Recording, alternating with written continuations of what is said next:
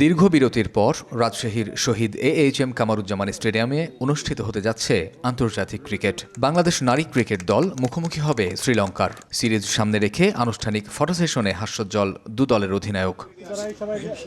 টাইগ্রেসদের 2029 নারী ওয়ানডে বিশ্বকাপে কোয়ালিফাই করার আনুষ্ঠানিক প্রক্রিয়া শুরু হচ্ছে এই সিরিজ দিয়ে। আগামী জুনে ইংল্যান্ডে হবে নারী টি-20 বিশ্বকাপ। তার আগে ওয়ানডে ম্যাচ হলেও এর গুরুত্ব কোনো অংশে কম না। প্রতিটি ম্যাচের জয় পরাজয়ের হিসেব যোগ হবে ICC নারী চ্যাম্পিয়নশিপের খাতায়। তাই দু দলই সিরিজকে নিয়েছে বেশ সিরিয়াসলি।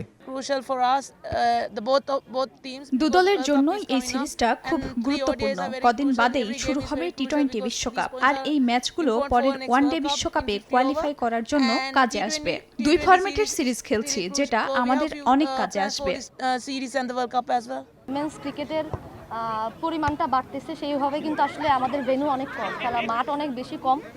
আমি বলবো যে সেই ক্ষেত্র থেকে চিন্তা করলে কিন্তু আমরা যারা ঢাকার বাইরে আসলে আমাদের চিন্তা করা উচিত যে এই মাঠগুলোকে আরও পরিচর্যা করা, কারণ যদি খেলার পরিমাণগুলো বাড়তেছে এবং আসলে প্রত্যেকটা ভেন্যু কিন্তু চায় যে সেখানে আসলে খেলা হোক। সো ওইভাবে যদি আমি বলবো যারাই এই দায়িত্বে আছেন তারা যদি এই জিনিসটা চিন্তা করেন, যেহেতু আসলে ঢাকা কেন্দ্রিক সব কিছু করলে হবে না, বাইরে এসে যদি আমরা বাইরের মাঠগুলোকে আমরা অ্যাটেনশন দিই এবং ওখানে যদি খেলা আয়োজন করি, তাহলে মনে করবো যে তারা অনেক বেশি উৎসাহিত হবে যারা এটার সাথে ইনভলভ আছে। দেশের ক্রিকেট অনেকটাই ঢাকা কেন্দ্রিক।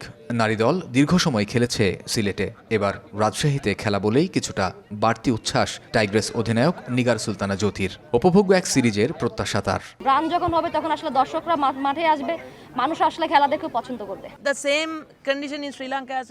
কন্ডিশন শ্রীলঙ্কার মতোই খুব একটা পার্থক্য নেই। ঢাকার উইকেট কিছুটা আলাদা, তবে এখানকার উইকেট দেখে মনে হয়েছে ব্যাটাররা কিছুটা সুবিধা পাবে। আশা করছি প্রতিদ্বন্দ্বিতাপূর্ণ সিরিজ হবে। এই প্রথম ঘরের মাঠে শ্রীলঙ্কা নারী দলের বিপক্ষে দ্বিপাক্ষিক সিরিজে মুখোমুখি হচ্ছে বাংলাদেশ। ওয়ানডে শেষে টি-20 সিরিজ খেলতে দু দল যাবে সিলেট। 28 এপ্রিল সিলেট আন্তর্জাতিক ক্রিকেট স্টেডিয়ামে মাঠে গড়াবে প্রথম ম্যাচ। কামরুজ্জামান মামুন, সময় সংবাদ, রাজশাহী।